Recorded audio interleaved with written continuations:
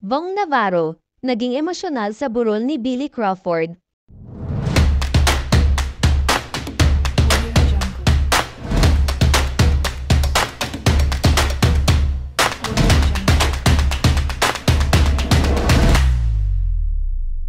Sa isang nakakabagbag damdaming tagpo, dumalo si Bong Navarro sa burol ng matalik niyang kaibigan at kasamahan sa industriya na si Billy Crawford.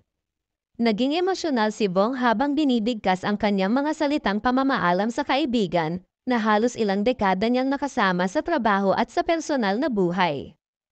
Kasama ang ilang malalapit na kaibigan at kapamilya, nagpahayag si Bong ng kanyang kalungkutan sa pagkawala ni Billy. Kilala sa pagiging masayahin at puno ng enerhiya, inalala niya ang masasayang sandali nila sa likod ng kamera at sa bawat pagkakataong sila'y magkakasama sa harap ng mga tagahanga. Hindi ko akalain na darating ang araw na ito. Paalam, kaibigan. Hindi ka namin makakalimutan, ang emosyonal na pahayag ni Bong. Nagpahayag din ang ilang kasamahan nila sa showbiz ng kanilang suporta sa pamilya ni Billy. Marami sa kanilang mga katrabaho at tagahanga ang nagpaabot ng pakikiramay na nagpapatunay sa lawak ng pagmamahal at respeto ng industriya sa kanya.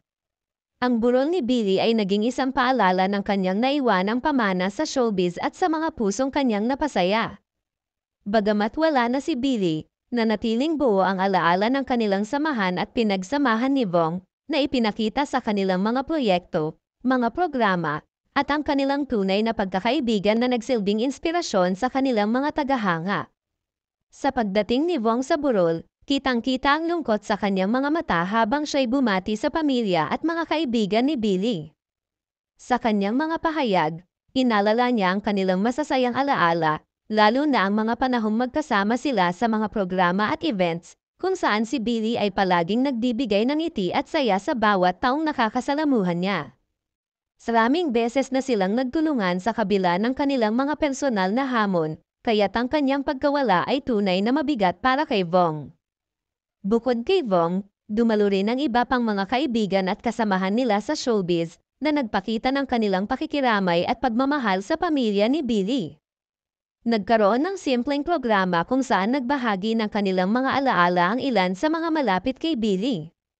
Sa mga sandaling ito, damang-dama ng lahat ang lalim ng pagmamahal at respeto ng mga kasamahan para sa kanya. At kung nagustuhan niyo ang ating topic ngayon, please like, share, and subscribe mga ka-showbiz news!